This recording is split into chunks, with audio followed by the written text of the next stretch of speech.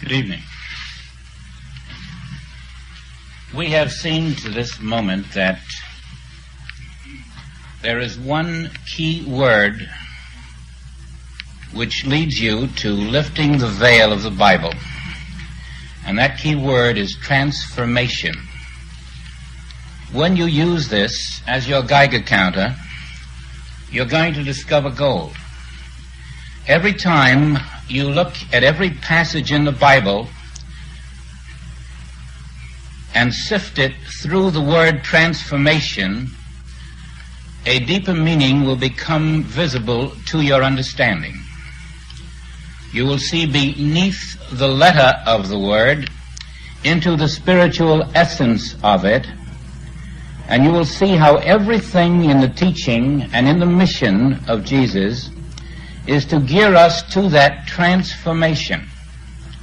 Now then, the literal readings of the Bible, which are unaware of the word transformation as the key, leave us cold. They leave us with words without power. And this is most apparent when it comes to the category of prayer. Now the disciples said to Jesus, "Teach us, Master, how to pray." And so he gave them the Lord's Prayer. Your morning headlines tell you that the Lord's Prayer has not been received by the majority of the thinking populace around the universe. Something tells us that the Lord's Prayer has not yet been understood. It's very clear that if Jesus gave us this way of prayer, that its purpose was to unite us with the Father, so that in this state of oneness we might receive the allness of God. But when you read about race riots, war, epidemics, disasters of all kinds, poverty, overpopulation, disease, you must say, surely a good number of these have used the Lord's Prayer. Why was it ineffectual? Why, after all these thousands of years, are we still unable to use a very simple prayer and make it produce for us that understanding of God which brings a God experience into our lives? It's as if the Master never gave us that prayer. And so you begin to say to yourself, what have we done wrong? Is prayer meaningful? Or is it just some kind of a hope without a basis? Does prayer really bring the power of God into a person's experience? We know we've read many, there are bookshelves full. All kinds of books telling you how powerful prayer is. And then there's always a story about someone who had their back to the wall and suddenly, lo and behold, they turned to God and they were saved. And I'm sure you've talked to many such people, and I have. We visit quite frequently. And only recently one of my students said to me, when I asked, "How do you pray?" the reply was, "Well, let's see. I sort of go over the problem and explain it to God. And then after I have sort of outlined what's wrong, I don't say, 'God, do me a favor,' or anything. Oh, no, not like that. But I do say, 'Do what you think is right, God,' and then I just drop off and leave it up to God." Now that sounds like a nice, gentle way to pray. And so I said to this individual, "Does it work?" "Oh, yes, it always works." "Well, that's wonderful. Have you gone to the doctor in the last 5 years?" "Oh, yes. "Well, why didn't you just pray instead of going to the doctor if it works?" "Well," and that was the end of that conversation. There was nothing more to say. You see, these assumptions that prayer does bring an answer from God may be a little more coincidental than we have been willing to see. I doubt that you'll ever find a human prayer that does bring an answer from God, although you can find perhaps thousands upon thousands of accounts of prayer that does bring an answer from God, and I am questioning them tonight. The thought being that if prayer to God from a human being is not effectual, then as we continue this giant hoax, we are turning away from that kind of prayer which is effective. We are turning our backs to that which we were taught by the Master, and as you compare the many prayer plans that have been given and foisted upon the public by many well-meaning teachers, you find that their resemblance to the Lord's Prayer is sort of out of shape. You can't even see a similarity. And now we're going to go a little deeper then into prayer. And the first thing you must realize is this. As you mull it over, you know you have prayed many times. As a matter of fact, as children we learn to pray. And our form of prayer is, Dear God, bless Daddy, bless Mommy, bless brother, bless sister. And then comes the request. Daddy needs a new pair of shoes, or Daddy lost his job. And please, God, help. And you know, when we become adults, we don't go much further than that. We carry on the same prayer, or we have learned by this time not to pray at all because it's useless. Or we just continue and muffle our ears up and figure, well, I'll shoot an arrow in the air. It's bound to land somewhere, maybe in God's lap, and maybe he'll read my message, and maybe he'll send some help. Now, the first problem in praying to God is this. Every human prayer is an insult to the intelligence of God. In the first place, we're saying that God is impotent, intolerant, indifferent, withholding, a liar. We're saying, God, there is something about which I know more than you know. And that's the premise of every prayer. That I know something God doesn't know.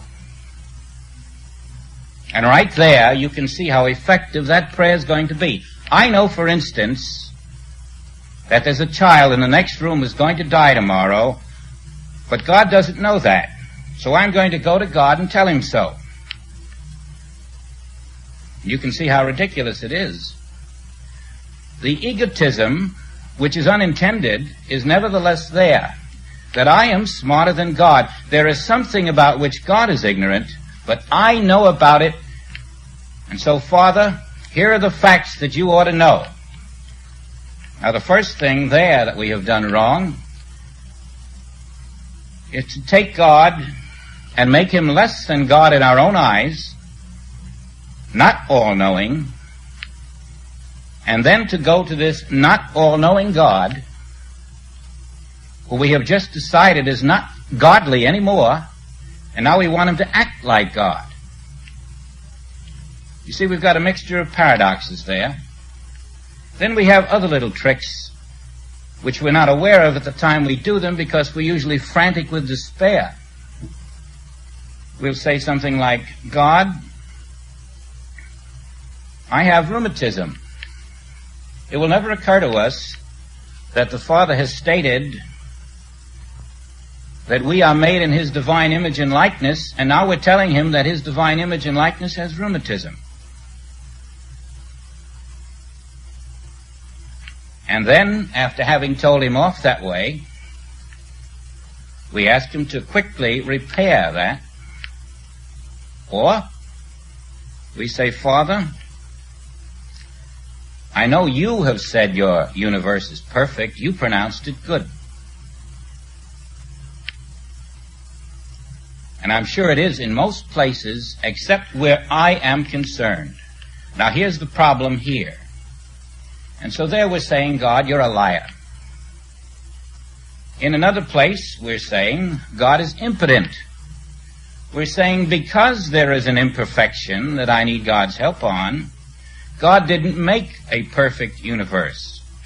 And all of this, mind you, is going on without the intention to insult God in the slightest.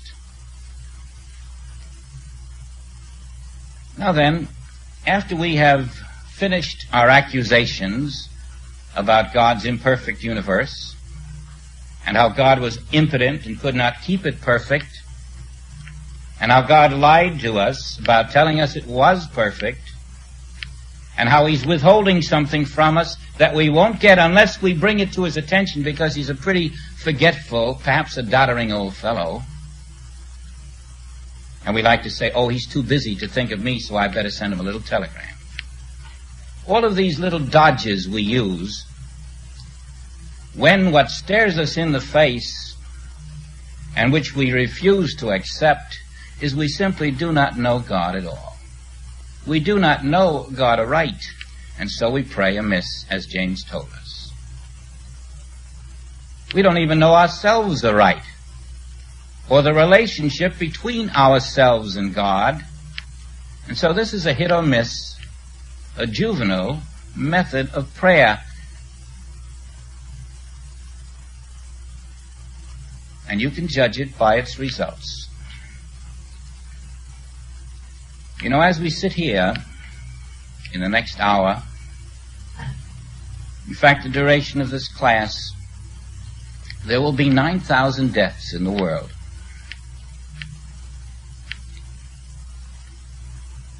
And over 60% of those will be, number one, because they do not know God, and two, because not knowing God, they're completely unaware of how one does pray.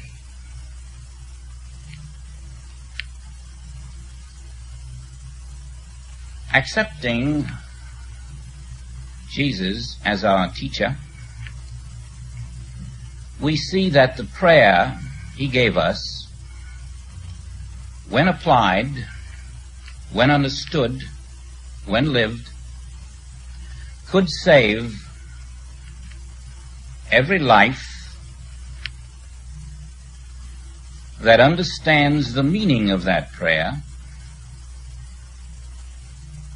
And instead of 2 million people dying every year, more than 50% of them from causes that are not natural: cancer, emphysema, accidents, stroke, heart disease.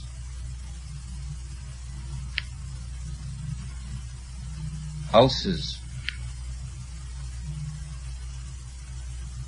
These are the result of not knowing one simple word: prayer.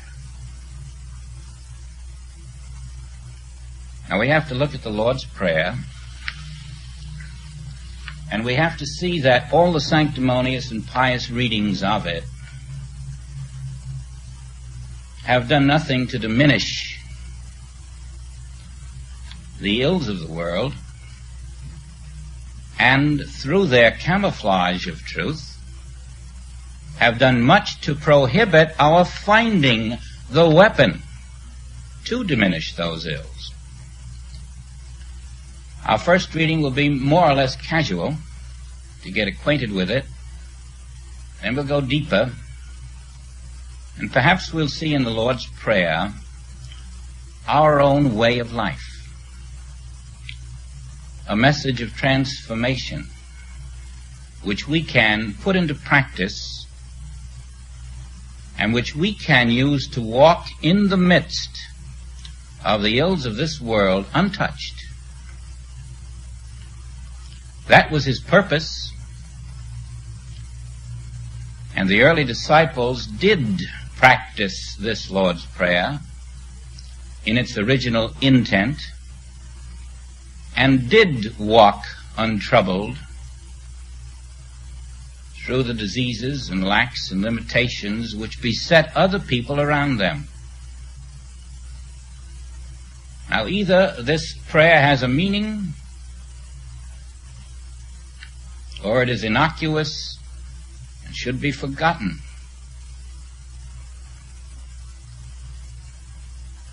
It was given with the greatest sacredness to the disciples of Jesus Christ.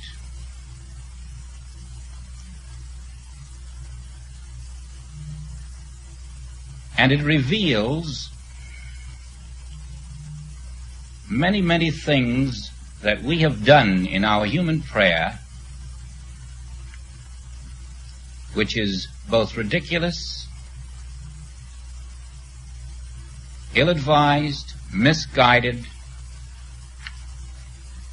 and completely unable to make a contact with the God we allegedly are seeking to reach. Let's just read it through quickly to get its full content. You all know it as, Our Father which art in heaven, hallowed be thy name. Thy kingdom come, thy will be done on earth as it is in heaven. Give us this day our daily bread. Forgive us our debts as we forgive our debtors. Lead us not into temptation, but deliver us from evil. For thine is the kingdom and the power and the glory forever. Amen. Now this particular prayer, with minor variations in Luke, is a treasure which contains the very secret of our relationship with God. It is not a prayer of supplication. It is not a prayer of requesting that God give us things. It is not a prayer that says, dear God, here's the situation down on earth, now here's what we need. The entire temperament of this prayer is different. The trouble is that in spite of this prayer, just on the very next page, there's another one. People like it a little better. It's ask, seek, and knock, and to you it shall be given. Ask and ye shall receive, and the world has spent 2,000 years asking. That's easier. All you've got to do is ask. And if you don't receive, ask again, and again, and again. That's the one the world likes. But the Lord's Prayer is just something we like to sing. We get those shivers down our spine when a great tenor comes out there, or a bass baritone. And everybody goes home happy, but the meaning is still not there in the people's heart. The very word, Our Father, established at that moment the brotherhood of man. And you could stop right there, and if you didn't accept the brotherhood of man, the rest of the prayer to you is meaningless. Our Father says that your Father is God, and my Father is God, and your parents' Father is God, and your child's Father is God, and every nation's Father is God, and every sect, and every religion, and every creed, and every color. And so in one word, he established that God is the Father of the universe. Think of all the prayers that have been uttered. Dear God,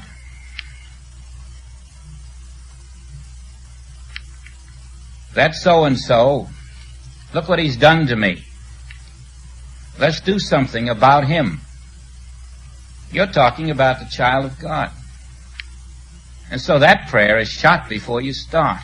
The very intent, the very temperament of the prayer that does not recognize that every individual who ever has been and ever will be is the child of God that prayer can never succeed. You can't pray, for example, that a business deal goes through in your favor. What about the other fellow? He's the child of God. You see, we cannot swing the scales in our favor, not for an instant. No prayer of that nature is recognizing the unbiased position of the Father. All we can do is let the matter rest in the Father's hands with the knowledge that that which is right will be. We can't influence God. To attempt it is to nullify the prayer. We can't persuade God. We can't bribe God. And of course, all the time we're doing this praying, we're praying to a God outside of ourselves. And there is no such God. There never has been a God outside of yourself. If you and God are not indivisible and inseparable, then God is not all. There's God, and then there's you too. And now you've lost God. You've divorced yourself. You're on a little island somewhere, praying up to this great super God.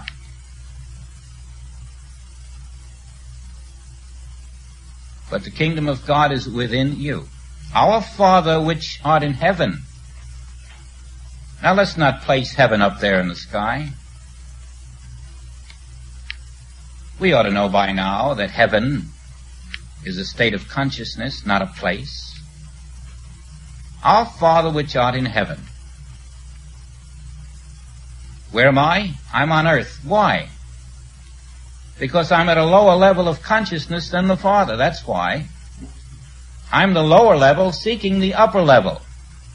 And that's why I pray, to make a union between the upper and the lower. That's all. Not to outline to God what's wrong. Nothing of the sort. I have an omniscient, omnipotent, omnipresent Father.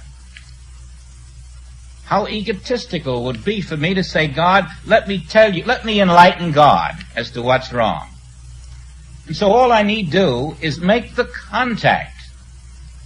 And the contact is made, and then our Father who knoweth our needs, he doeth the works. Now you can't have a simpler prayer or a more effective one. Our Father which art in heaven. I'm reaching up to your consciousness now, the higher consciousness, the divine consciousness. Man of earth is reaching up to the divine consciousness. Hallowed be thy name. Hallowed. Now that's just not holy or sanctified or glorified. It's saying that God is the source of his universe, the law, the activity, the one, the allness, the sum and substance of it all. Everything must emanate from the Father. You can't go out and get it from another man. You can't get your health from anyone else. You can't get your supply from anyone else. Everything comes from that hallowed Father. Thy kingdom come. Thy will be done. Now what is this kingdom?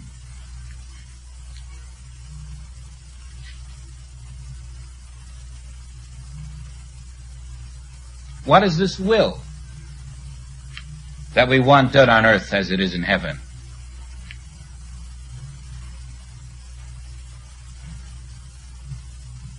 You might say the kingdom of God is the one infinite church of the universe. Creation. The true, invisible, spiritual creation is the kingdom. That is where we find the thought forms of the Father,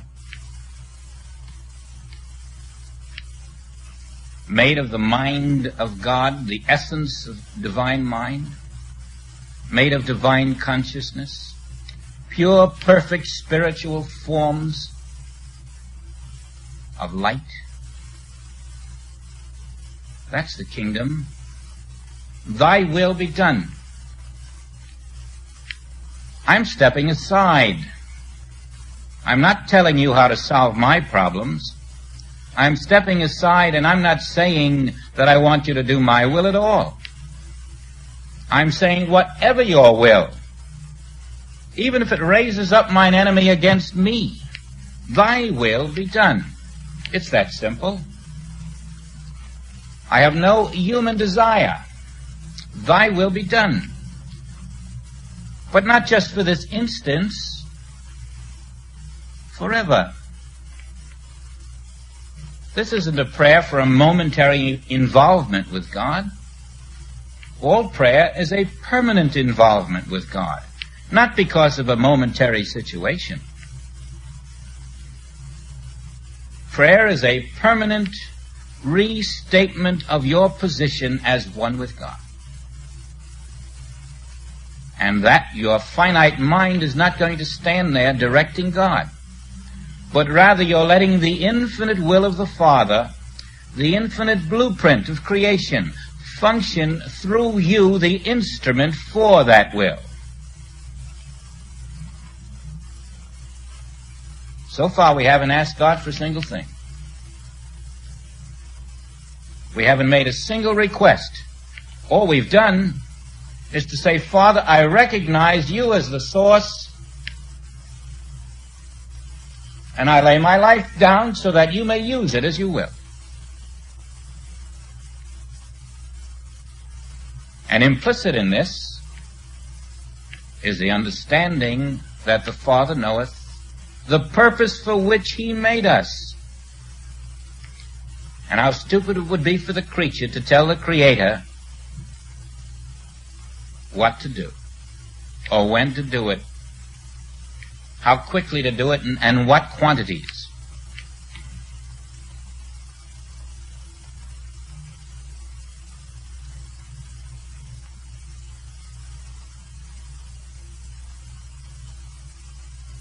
Now we're coming into a oneness with God. We're letting the consciousness of God come through the individual consciousness.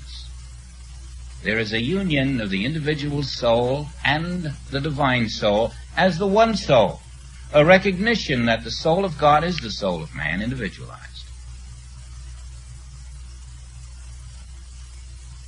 We're releasing into our experience the power of God by removing the human barrier, me.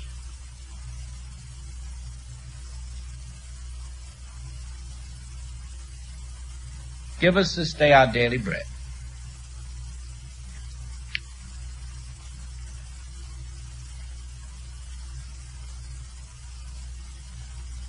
There is a passage in the Bibles where the Israels try to hoard up this daily bread.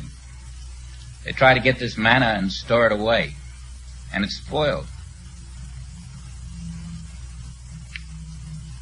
But there's a depth here. Remembering the message of the parables is always more than one meaning. Don't be satisfied with the surface. Now, first we know we're not talking about the bread we get out of the bakery. In fact, in John, Jesus tells us the bread he's talking about. He's talking about spiritual bread, the bread that comes from heaven, the divine manna, the divine substance.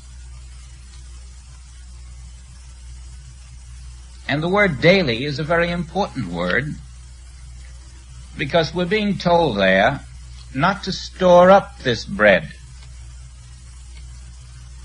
not to have fear that tomorrow there won't be any.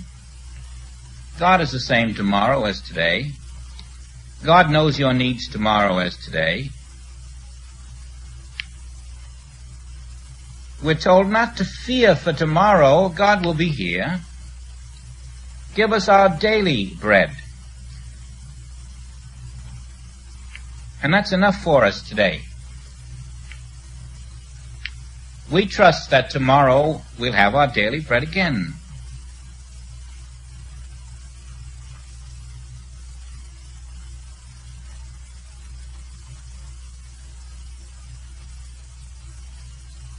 you get another slant on the word bread. If you look into the Aramaic language, there's a word there, lakma. In this case, it's the word that bread comes from in the translation. And it means food as well as bread. And this particular food was served with every meal. There's no meal that they ever had without lakma. It was the very basis of their diets.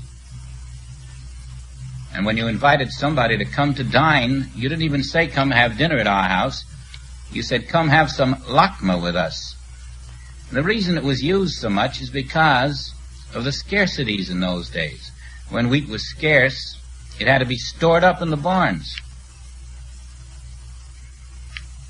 And as it was stored, hoarded, the word lakma became more and more a very vital word, like gold, you might say. And people began to be conditioned to store it up, store it up. It up. You see, they weren't aware of the permanence of God in their lives. And this phrase here, give us this day our daily bread, is Jesus taking them out of this belief that God wouldn't be around tomorrow.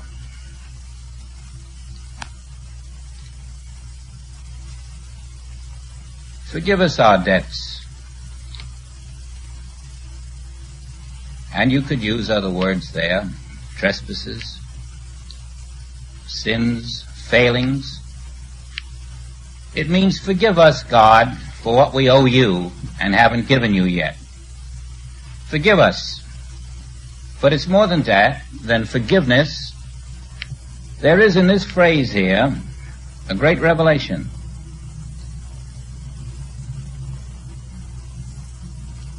At this particular time in history, man was of the opinion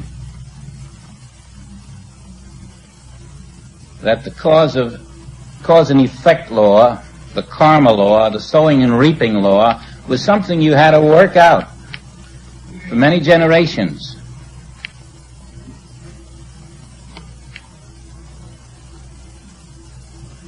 And that the sons were paying the price of the sins of their ancestors. And that if you committed a crime of some sort, you were consigned to balance that up for maybe the next 5,000 years. And here he's revealing that you can now set aside the law of cause and effect. You're not bound to the past. He's taking them out of time. Forgive us our debts as we forgive our debtors. Just as we owe things to you, we made some rash promises, God. We have a lot of failings, we know it. And we're going to forgive those who are indebted to us. And we know that as we forgive those who are indebted to us, we will be forgiven by you. This revelation shows you right there that the law of karma can be broken. I'm not talking just about money debts.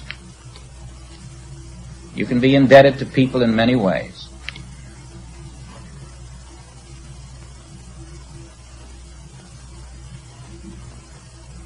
Lead us not into temptation. I think you might have had a comma there if there had been a good stenographer around at the time. And lead us, comma. Because you know God wasn't going to lead them into temptation. Lead us. Because if you don't, we're going to walk right into temptation. And let's take that word temptation and take it right out of this temptations of the flesh. Sure, that's included. But there are 500 more temptations. And they're all around us right now. The big temptation is to disregard the will of God and to follow our own personal desires. lead us away from personal sense, our own will instead of thine. Separate us from the evil of personal sense, from duality, from a house divided.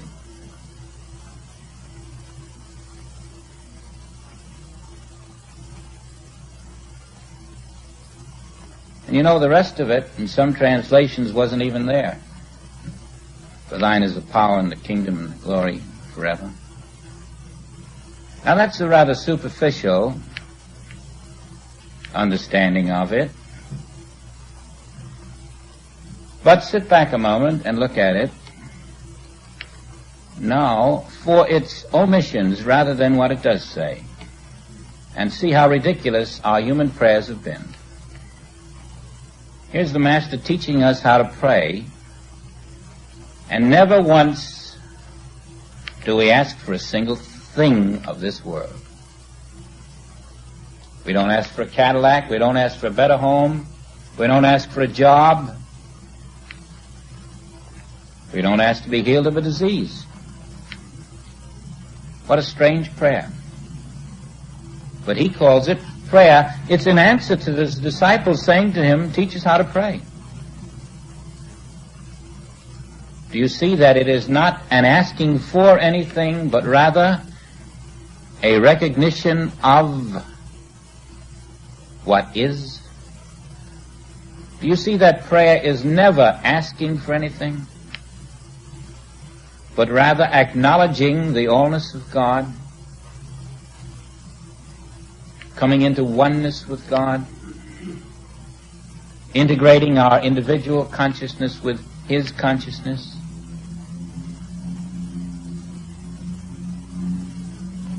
What a different way to pray.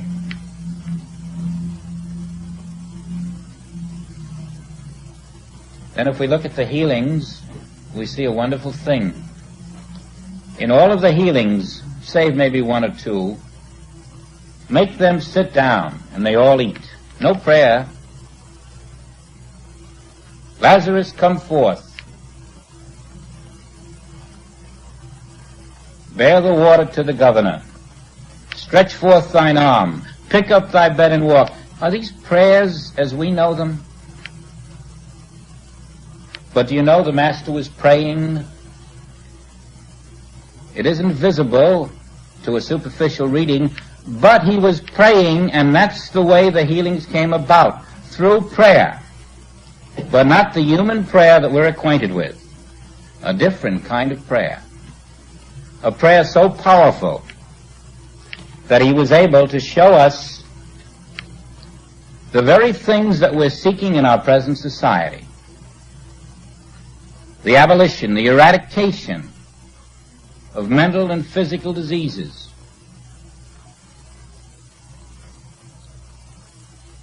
The lifting of individuals out of bondage to the senses.